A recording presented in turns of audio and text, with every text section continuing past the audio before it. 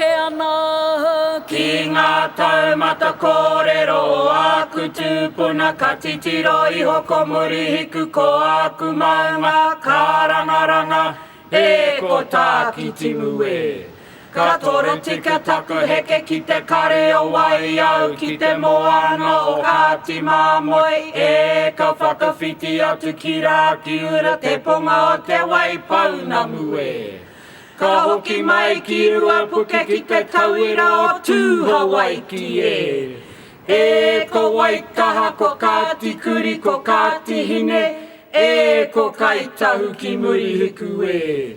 Ko ia e ara e.